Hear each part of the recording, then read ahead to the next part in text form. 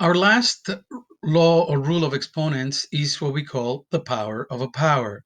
And the power of a power comes from a question like this. So we have a variable or a number raised to an exponent, and that in turn is raised to another exponent.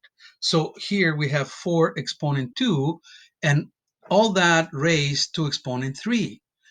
Well, what we're going to do to address these type of questions is just go back to the basic idea that we know of the meaning of exponents.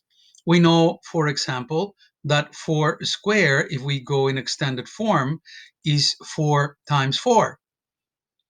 And we also know that anything cubed is the same base multiplied by itself 3 times. So for the exponent of 3, the base is actually 4 squared. So, and 4 squared is 4 times 4, so we would have to do these 3 times. And that is the extended form of this expression.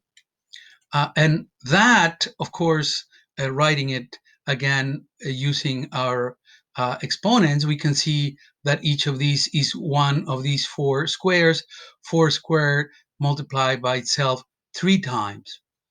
And now we're going to make the connection with the product rule. And the product rule tells us that if I have the same base and I have exponents, what I can, and they're multiplying, what I do is I add the exponents, keep the base the same.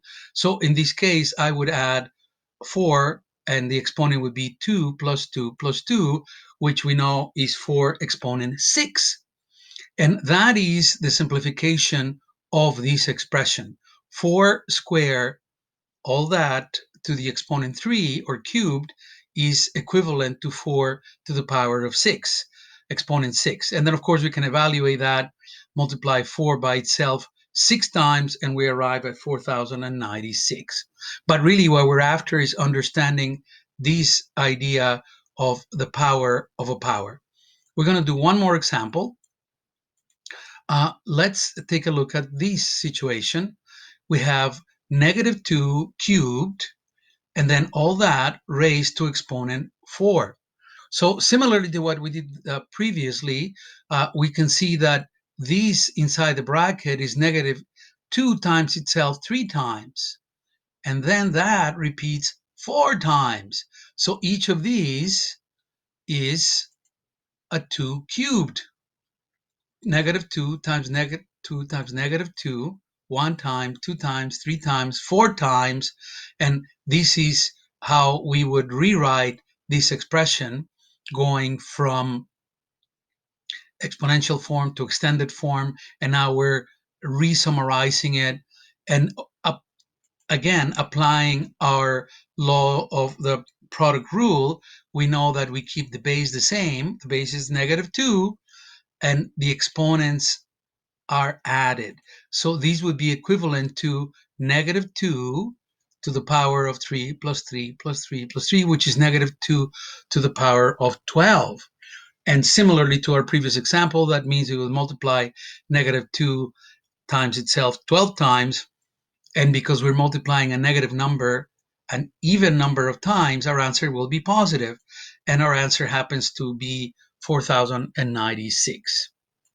So let's summarize these two examples and generalize for the rule of power of a power. We said that 4 squared to exponent 3 is equivalent to 4 exponent 6. And we also said that negative 2 cubed or exponent 3, all that to the power of 4, is equivalent to negative 2 to the power of 12. And we can see that from the extended form that we looked at, this was equivalent to us multiplying the exponents.